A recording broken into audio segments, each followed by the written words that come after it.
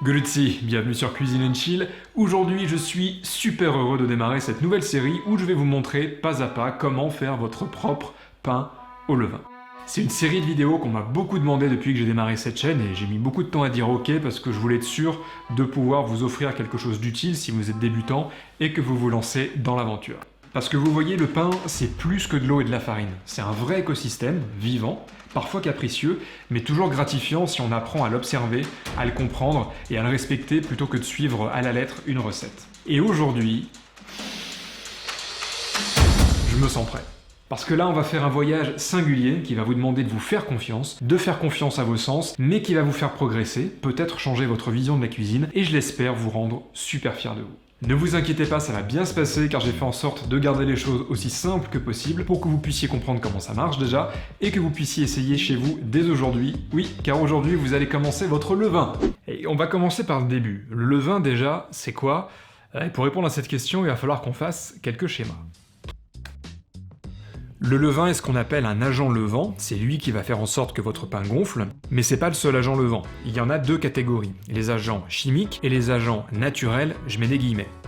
Dans les agents chimiques, il y a le bicarbonate de sodium, la poudre à lever ou levure chimique, qui n'a de levure que le nom d'ailleurs car c'est une réaction chimique et pas une fermentation qui fait lever. C'est parfait pour faire des gâteaux légers, aériens, mais pas idéal pour faire du pain même si c'est techniquement possible. Dans les agents naturels, on retrouve deux sous-catégories, ceux qui sont produits de façon industrielle, la levure de boulanger, sèche ou fraîche, qui est issue de cultures de levure en laboratoire, et le levain, qui est aussi une culture de levure, mais qui elle se produit naturellement.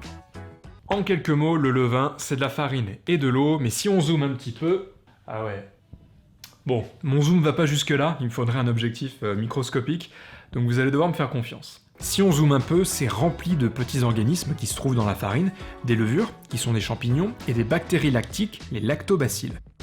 Ce sont tous ces micro-organismes qui sont responsables de la fermentation parce qu'ils vont manger les sucres présents dans la farine, et leur activité digestive va produire des gaz du genre que vous imaginez. La levure boulangère et le levain, ça permet tous les deux de faire de très bons pains, mais le pain au levain présente quand même certains avantages. D'abord, le goût.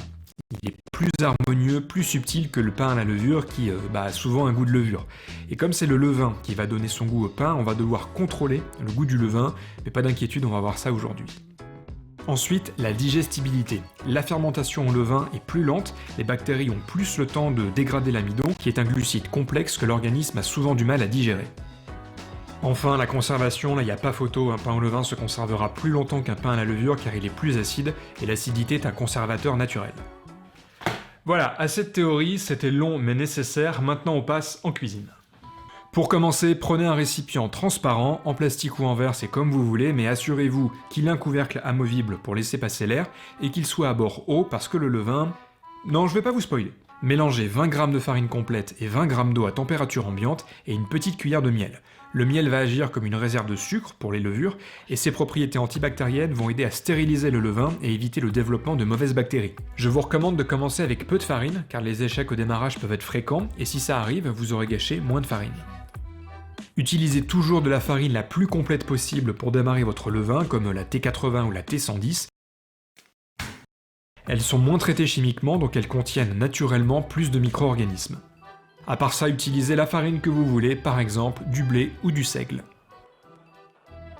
Laissez reposer dans un endroit chaud, à l'abri des courants d'air pendant environ 12 heures, et ce sera tout pour aujourd'hui.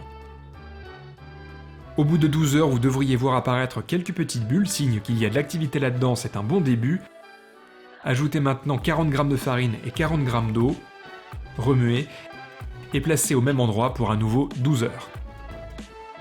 Si vous êtes chanceux, vous allez voir votre levain entrer maintenant dans une phase où il va pousser et retomber. Vous devriez voir également plein de petites bulles, car les levures et les bactéries sont en train de vivre leur meilleure vie. Si c'est pas encore le cas, pas d'inquiétude, le levain est une matière vivante et certains peuvent être plus lents au démarrage. Vérifiez néanmoins qu'il est toujours actif, qu'il y a toujours des bulles, et persévérez, continuez à le peupler encore une fois ou deux jusqu'à obtenir une poussée.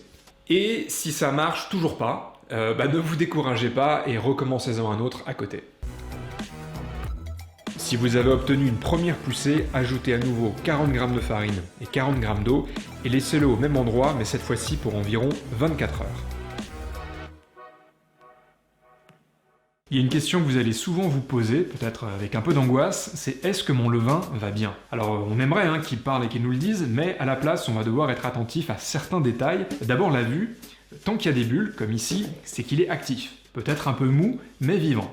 L'odeur aussi doit être légèrement acide, aigre, subtil en tout cas, quelque part entre la crème fraîche et un vinaigre très léger. Si ça sent le moisi, ça sent pas bon, dans tous les sens du terme d'ailleurs, et si l'odeur est trop acide, que ça vous prend le nez et que la texture est un peu trop liquide, ne paniquez pas, ça veut tout simplement dire qu'il a faim. Donnez-lui son repas quotidien et il retrouvera son odeur douce et sa texture aérée comme celle d'une mousse au chocolat.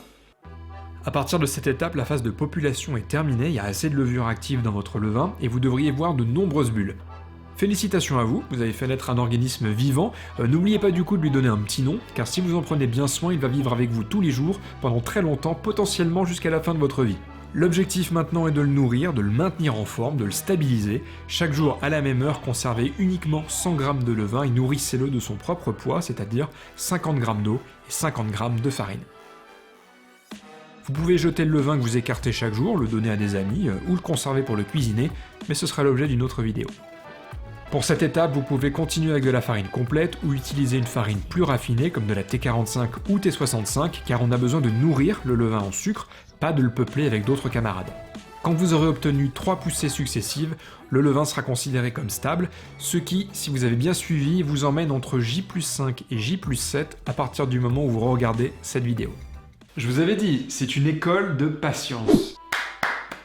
Félicitations, vous avez maintenant réussi à faire votre levain et à le maintenir actif, vous êtes prêt pour la prochaine étape. Si vous vous lancez dans cette aventure, n'hésitez pas à partager d'ailleurs les petits noms de vos levains dans les commentaires et n'hésitez pas aussi à me partager vos photos de levain sur mes différents réseaux sociaux si vous avez des questions afin que je vous aide. Et si cette vidéo vous a plu, n'hésitez pas bien évidemment à la liker, à la partager, surtout à ceux qui ont envie de faire leur pain eux-mêmes. Abonnez-vous et activez les notifications si ce n'est pas déjà fait afin de ne pas manquer le prochain épisode de cette série sur le pain. D'ici là, je vous embrasse et n'oubliez pas qu'il faut manger pour vivre, mais qu'on vit aussi pour manger. Ciao.